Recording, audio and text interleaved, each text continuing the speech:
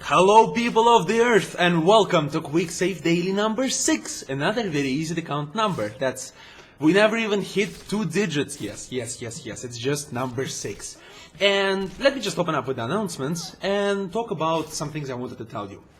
So the survey has been up for some time now. It's just 2 days now that it's up. Some people filled it already. For this present moment, it's 8 people filled it already. Thank you very much. If you didn't fill the survey about the content on QuicksaveTV, please go ahead and refer to the link in the description. Jagged Alliance back in action. New patch is on the way. Presumably, it consists of many interesting important fixes, such as militia changes. Freaking finally, and sector inventory. Finally, again, I will be doing a review on this patch, just as I did on the patch 1.11, once I will get my hands on it. New Humble Bundle is now available. In this bundle, there is not exactly a bundle, it's just debut of the Chloro, Shmoro, something with flowers. It's point and click. I don't know if I will be making a review on it. Possible, but not 100%. If any of you already purchased the Humble Bundle and would be so kind to lend me the bundle in order to make the review of it, I would be really grateful. But I don't know yet if I will be buying it myself. I'm not a big fan of point and click, and I had a pleasure of playing Machinarium in the past, so, you know, it's really questionable. Now, towards the topic. Yeah, look at this. 3 times shorter introduction to the video. Cool, I'm progressing. Now, the topic of today's discussion is going to be something that I'm wearing on my shirt. Ta-da! Teenage Mutant Ninja Turtles. No, we're not going to talk about turtles themselves. We're going to talk about their fighting styles. All of them except Donatello's. So essentially, we're going to talk about dual wielding in Skyrim. So, general idea, what is the dual wielding? Dual wield is when you take in both hands one-handed weapon. Okay? Jesus, what is it with me today? Regardless, what is it? It is essentially doubling the attack power of one-handed weaponry, allows you to use special dual-wielding power attack, and essentially it does the most damage in the game. It outdamages outright anything. But also is very expensive on stamina, very stamina intensive, and is very complicated in what it is. It has 6 possible combinations of various weapons, about which I'm going to talk today in detail so that you can understand what could you actually use for your own playstyle. A personal note, I've been getting a lot of suggestions from the viewers and subscribers about possible topics for discussion.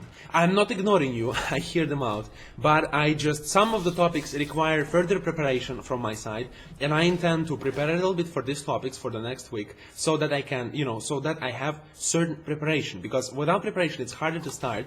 And for example, if I start talking right now about mages, I won't be as well prepared as I will be in dual wielding or archery, okay? So different topics for me, although I do have general understanding and knowledge, I will need some additional information before I can actually make a daily, Because I'm not a big into magic guy, I do understand the way it operates and how it can be useful, but I'm not super in-depth into this, and I don't want to make a boring daily for you to listen, okay? So don't misunderstand me, that's my decision, but I'm listening to your opinions. Very good. Very exciting. Now, the strongest melee technique, yes, highest damage. However, on the contrary, you give away whole defense for that. You have no defensive opportunities with dual wielding because you cannot block with none of these weapons. Both of the hands are used in attacking, so essentially both your left and right mouse button or left and right trigger, if you're playing on a console, will be used for attacking. So you cannot block with anything. It's quite how to put it better, it's quite self-sacrificial technique. However, the damage compensates it a lot, okay? Sometimes, in some cases, you will kill the enemy much quicker than he will actually have an opportunity to attack you. So your low defensive capabilities don't always hurt you. Alright, good. What can influence dual wielding skill and perk wise? I'm not going to talk a lot about it because I already discussed it in the skill in detail series, but I would like to talk about it to some extent. I would like you to know my input from this side. So very good influence on dual wield and very important influence comes from light armor, restoration, and 103 itself. So from light armor, I would totally recommend you to get the perk Second Wind, if I'm not mistaken, which allows you to have 50% faster stamina regeneration passively when you're wearing light armor, which is absolutely awesome, and allows you to restore the stamina much quicker, which is the resource you spend when you're dual wielding. Because your attacks are so rapid and strong, you will spend a lot of stamina in the process. And because of that, you should have a lot of stamina or quick stamina regeneration, which are both really important.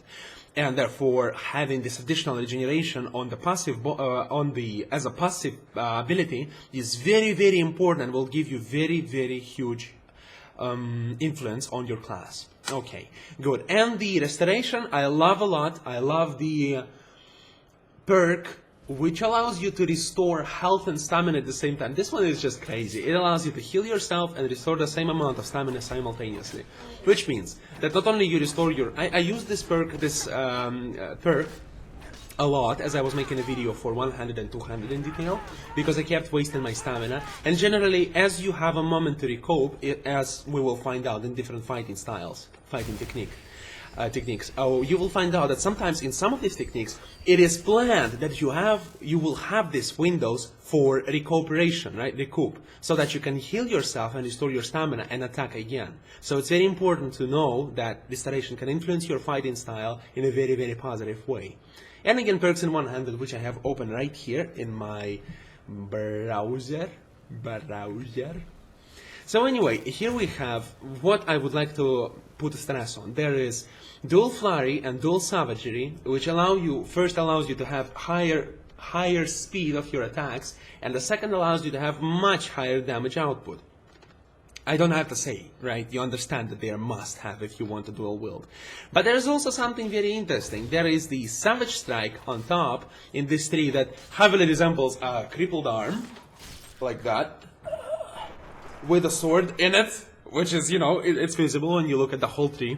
It's not the point of discussion, but I just wanted to note it there. Just wanted to throw it there.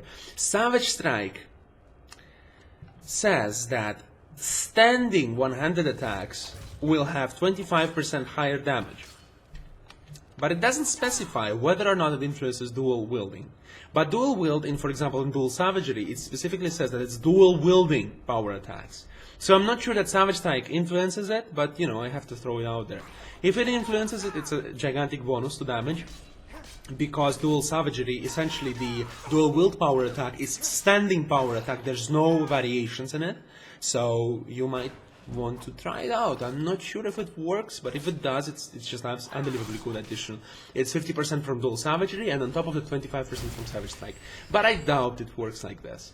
Then critical charge allows you to be absolutely mobile on the battlefield. I recommend to have this perk. You can see in the presentation of the Ravager as I backstab a bandit with an axe. Great ability. Allows you to be mobile in the battlefield, on the field of battle, and allow you to use the heaviest of your weapons in order to charge at the enemy, which is really important. And Paralyzing Strike, again, very nice addition. All of these things are very nice addition, and it boils down to your preference. What do you want to do? But the priority goes to the right part of the tree, to dual flurry and dual savagery, because that's just what it is. That's what you're going to do. You're going to be using dual wielding. Enough of the tree. I hate trees. After seeing so many of them in the skill in detail, I just don't want to see them anymore. Now, good, we've finished with all of this stuff. By the end of this daily, you will know everything you need to know about dual wielding. I hope it will be really helpful for you, and you will learn something else, something new today. You don't have to watch specifically to this video. You can if you want, but you can just minimize it and just listen to it as you play the game, or as you do whatever. Just download it and listen to it as a podcast. That will be also really fun. So, techniques. I divide all these things on techniques, and I'm just going to discuss techniques right away. We're going to start with SNS, sword and sword.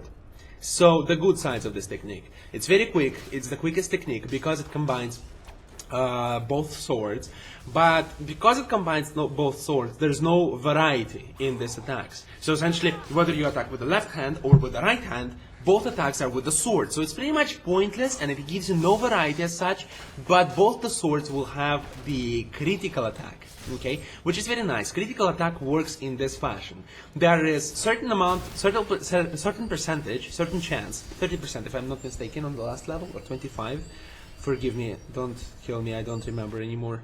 But the point is that it gives you a small chance to deal additional damage, which is called critical damage, which is calculated from the material of the weapon, not its damage. So for instance, critical damage from iron sword will be 1 damage, and critical damage from Daedric sword will be different. And it's always calculated from the base damage. It applies to all the things, but I just wanted to stress it out. It's not gigantic bonus, but it's still kind of nice, and it's for both weapons, which is again kind of nice.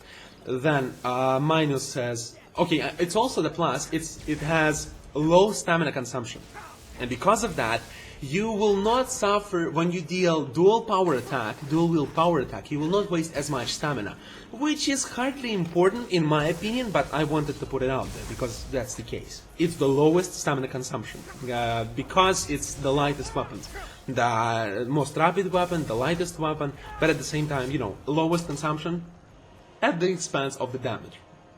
Then the minuses, the bad, as I said, no variety.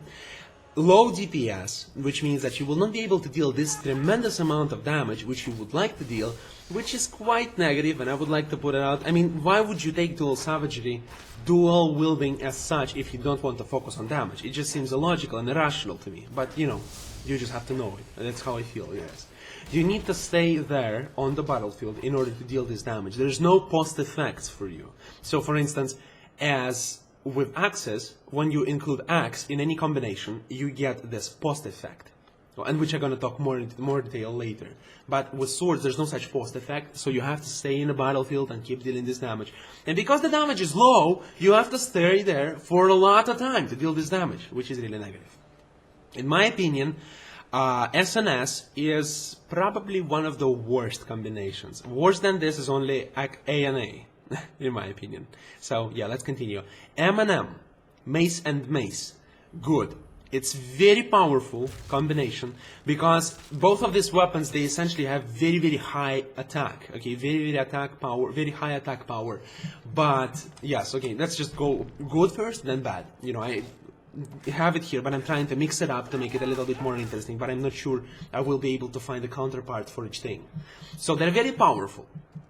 Because of their damage output and the 75% armor penetration at the latest level of the Bone Crusher, if I'm not mistaken, Skull Crusher, you will be able to ignore almost essentially three-fourths of the enemy armor. But because of the way armor operates in game, none of the creatures in the game really have high armor, and that's limitedly useful. It's not like, oh my god, I'm ignoring all the enemy armor. It's not fighting a paladin in World of Warcraft, okay? That's not a being, an entity with a number of armor, the armor value which goes in thousands and millions and bazillions, bajillions, gajillions, which you have to ignore. That's very small usually numbers which actually don't influence the damage so much. Delicious coffee. But because mace as such has the highest damage output of all of them, I mean highest damage per hit, that's what makes it very strong, in conjunction with the some ignoring of the armor. It's not that it's so important, but it's nice to have. It's the most brutal out of all, because in the dual savagery, in the dual wield power attack, it will allow you to tear apart the enemy to shreds you would not imagine. I mean, with maces, right? It's just such a powerful power attack. It's the most brutal out of them all. And generally enemies die very quickly, so most of the times, not all of them, but most of the times they die so quickly that they don't even have the time to counteract, to do something with you, to attack you back, or to heal out their damage, which is really nice. You have to take it into account as well. The bad sides of M&M. No variety. It's the same for SNS, M&M, and A&A, because you use essentially the same weapon in each combination. There's no variety, and that's very important because variety is good. Variety is something you would like to have. Because there's no variety, it's always negative side. High stamina consumption. Because maces not only are the most devastating weapons, but also the heaviest weapons in the game and the slowest weapons in the game, you have the very high stamina consumption. And because of that, it's not so easy to use them if you have low stamina and you don't use supportive abilities in order to have higher stamina or stamina regeneration. You have to keep that in mind because it's very important. Because you don't want to run out of stamina in the middle of the battlefield. And a slow speed, as I said, they are quite clumsy. They are not the strongest, strongest, they are the strongest. They're not the quickest weapons in the game, which goes in contrast to swords, and this is something to note. This is something to keep in mind. It's quite hard to use them, and we will come to that later. When you use them in rotation, they have a lower frequency of rotation. But again, don't forget, they have the highest damage. So it's like you hit once, but your hit matters. And because Skyrim is unorthodox RPG, let's put it simple. It's classical Bethesda's RPG, but it's Bethesda's RPG, you know. It's a step away from Morrowind. Oblivion took this step away from Morrowind. In Morrowind, if you're not aware, when you would not be skilled with specific weapon, you would essentially sometimes miss. Your hit would connect, but the game would tell you, oh, you know what, you missed. Ha, pathetic noob.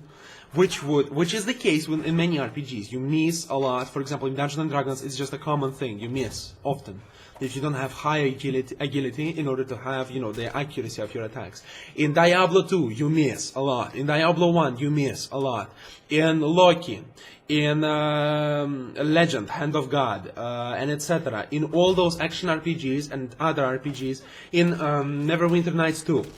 In just anything, any RPG out there, Star Wars The Old Republic, Star Wars The Old Republic 2, in all of them you have this missing opportunity if your accuracy is not high enough. Because of that, because of the not having this in Skyrim, your hit always connects. So although you kind of do less attacks, you kind of deal a lot more damage, so it's considerable.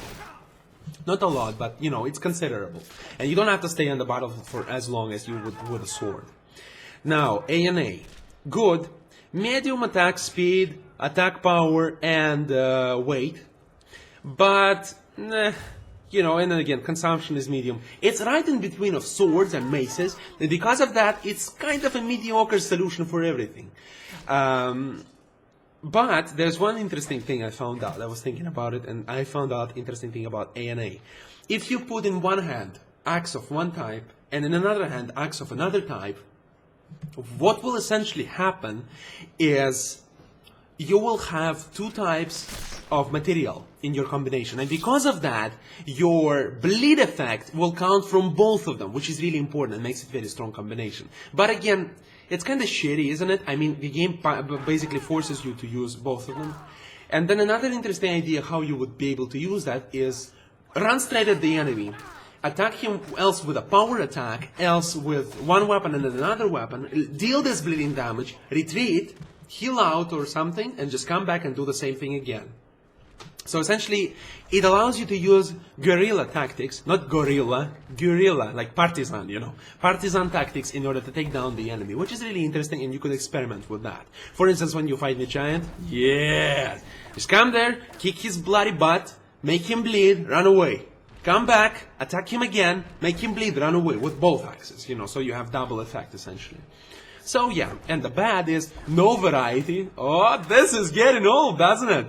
Excels at nothing. Axe, dual axe is not good, excellent. It's not excellent in anything. It's good, it's solid, but not excellent in anything. So it's a mediocre solution for, it's like jack of all trades, which is good for nothing, which is quite sad.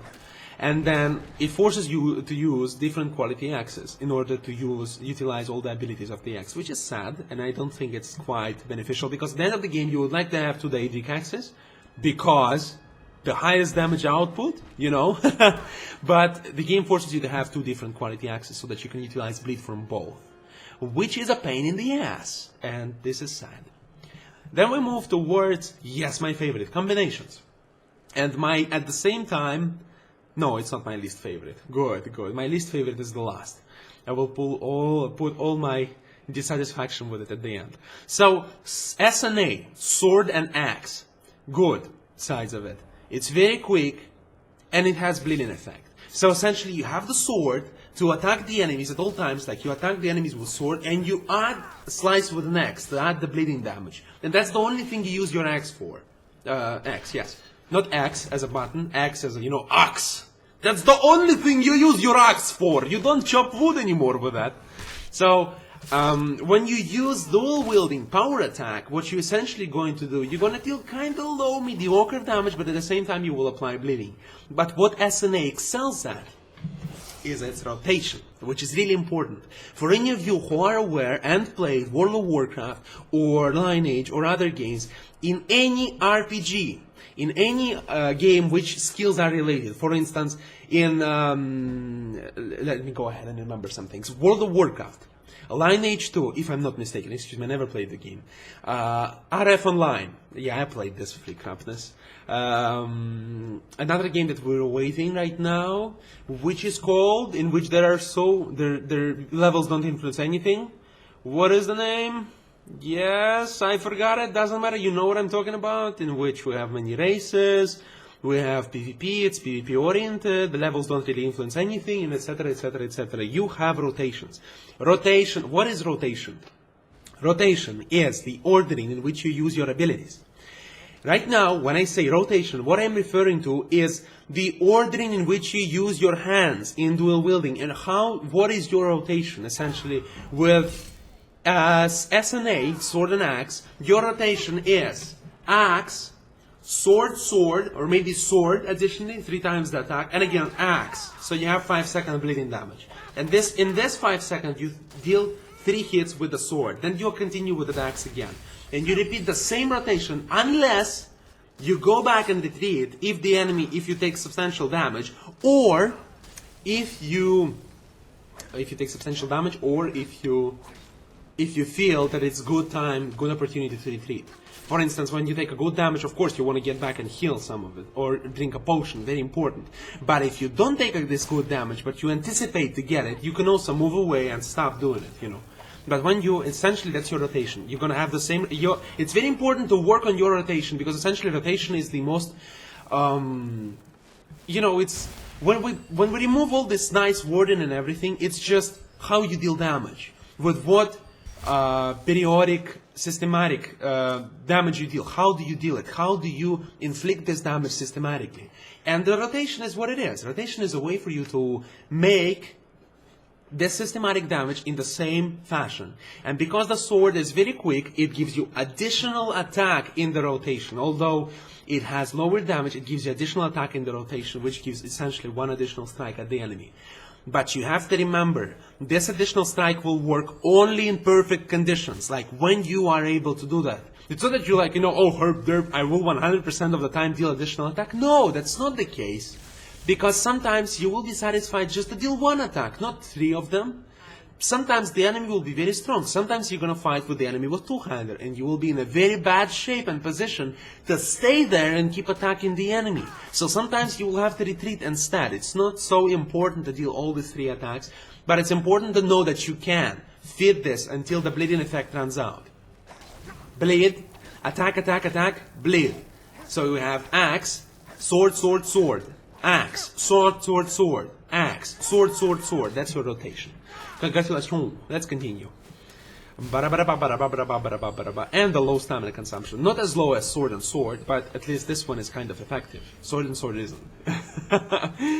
Then the bad sides. Individual damage of each weapon is kind of low. So essentially, because you're not going to use the axe all the time, you're going to use it only for bleeding effect. The sword's individual damage is not so high. And you also have to have the perks for axe and the sword to be the most effective. And which is not necessarily the most efficient, but it's fine. If you like the combination, you can go ahead and try to play with it. It works very nice. I tested it myself. It works fine. Very interesting combo. And sadly, the dual wielding attack is average. It's not devastatingly powerful because it lacks the attack power of the mace in this combo. But it's nevertheless, it's not bad. It's nice. It's good. It's just average. It's just average. It's not exceptional. It's average. Let's move to M&A, mace and axe. Good sides of it. High damage and the bleeding effect. That is personally my favorite combination, and don't let anybody else tell you otherwise. Mace acts as a brute force in this combination, dealing this devastating and tremendous amount of damage on the enemy. Axe acts as a supplementary and a sub-weapon which you use to inflict bleeding damage. When you use dual power attack, although you don't deal the damage the same as Mace and M&M, M&A allows you to also apply bleeding damage on the enemy and run away, retreat, recover, recoup, and get back in combat. And because of that, there is also lasting damage from it. And the rotation with M&A looks as, let me put this on, a rotation with the M&A is axe, mace, mace, axe, mace, mace. So you see, you cannot fit as many mace attacks 2 attacks fit perfectly, but not more than that, or else you're gonna lose the bleeding damage, which is not optimal. But the combined attack is very, very nice, and because of the way it's just great. It has strong rotation, it has strong combo, not the strongest, but strong, very, very strong. Not as strong as M&M, but M&M is useless when it's separated from its combined attack. So, very, very cool. I love this combo, I endorse it, I recommend you to use it. But I don't want you to be like, oh, Mike said to me, use M&A, it's the only valuable combo. No, that's not what I said. SNA is also valuable, M&A is valuable, M&M is valuable, so go ahead and try all of them and see what you actually like the most. Very good. The bad sides of it are high stamina consumption, very high, again, because of the participation of the mace and the combination. The stamina consumption will be very, very, very high and should be considered. It's like with 2 maces, you just run out of stamina, like in one burst, no stamina, forget about it. And it's heavy and it's slow, because both weapons are not very quick, and it's kind of sad, but it's heavy and it's slow. But it's not something that cannot be combated, but you have to know about it. And the last one, but not least, or probably the least, one of the least ones at least, it's M&S, which is essentially mace and sword. Mace and sword, let me get a sip before I start about it. It's the 6th and last combination, so good sides of it. It has a strong combo, and it's quick when you use one weapon, which essentially you're going to use a sword for a simple attack. But it has moderate stamina consumption, it gives you more freedom as well. So for instance, when you have a very strong enemy, you might want to attack him with a mace instead of a sword. When you have a weaker enemy, you can attack him quicker with a sword, because when you attack a mage, the sword is better. When you attack a bandit ringleader or a bandit boss, it will be more logical to attack him with a mace. But here comes the bad stuff. The very important and very, very bad side of M&S is there is no rotation. Although you gain this freedom and you can use both mace and sword in different combinations and different combat situations, there is no rotation for this combo. There's none. There's absolutely no point for you to combine mace, sword, because there's no bonus. There is no added benefits as when you have with an axe. Because of this, there's no rotation. There is just sword for kind of weaker enemies and mace for kind of more armored and heavier enemies. That's it. But there's no rotation. It's very important. You have no rotation as such. And if you be like, oh, you know what I do? I attack once with a mace and 2 times with a sword, and once with a mace, 2 times with a sword, and I'm going to ask you, what is the point? What do you gain by doing it? You're going to tell me, oh, I just like the way it looks. But that is it. You just like the way it looks, and that's it. There's no added benefits. There's no bonus. There's nothing. And again, the combined damage is fine, good enough, a little lower than M&A. It's fine when you use it in combo. The stamina consumption is a bit lower, but the point is that it just have no joint between these 2 weapons. You just have them and you kind of sit on them. You don't use them effectively in combat, which is really sad. So I don't like this combo. It's probably my least favorite combo after A&A. So, if you would have to ask me to assign out of this, we have SNS, M&M, A&A, SNA, M&A, M&S. And if you would ask me to rate them in stars, I'm going to give them stars, like 6 stars total, maximum, and 1 star minimum. So, M&A gets 6 stars. Let me put it right here so I don't forget. Gets 6 stars. SNA gets 5 stars. M&M, double mace, gets 4 stars. Then we go, what do we go? M&S will get from me 3 stars. The one that I consider the very bad combination of joint. It still gives you this freedom, so it's considerable, but it's not the best joint, of the weapon, because the weapons don't cooperate. And then we have A&A and SNS. I'll probably go 2 stars to SNS, sword and sword, and 1 star for axe and axe. So, from top to bottom, best to worst, in my opinion. It's opinion right now. Before it was just hard facts. Now it's opinion. Mace and axe gets 6 stars. Sword and axe, 5 stars. Mace and mace, 4 stars. Mace and sword, 3 stars. Sword and sword, 2 stars. Axe and axe, 1 star. Very good. So we're done with it. So yes, this is the rundown on the weapon and tactics and special techniques. So in conclusion, I hope you learned something new from it. I really itched to do something, and now it finally doesn't scratch. Well, actually, it itches still, so I'm going to scratch it. Very good. Now it does not. I hope you was able to find something new from it. I hope you enjoyed it. It was quite extensive, talk about all this, and it's probably easier for you to listen as you play the game instead of sitting here for half an hour and listening to it because of the character of it. I hope you enjoyed it. Plus, did you know, a funny thing, did you know that 23% of all the photocopier issues and the faults, faulty copying, is essentially people sitting on the scanner and photocopying their butts? Did you know that? I love this one. It's just crazy. Well, now while you're considering it, I'm gonna thank you for watching. Thank you so much for coming here and spread the word about me. Let everybody know and subscribe to join the only most elite forces of Tamriel. I'm still working on all these things. I hope you enjoyed it. Come back for more, and it was a great pleasure to talk to you here. Bye bye.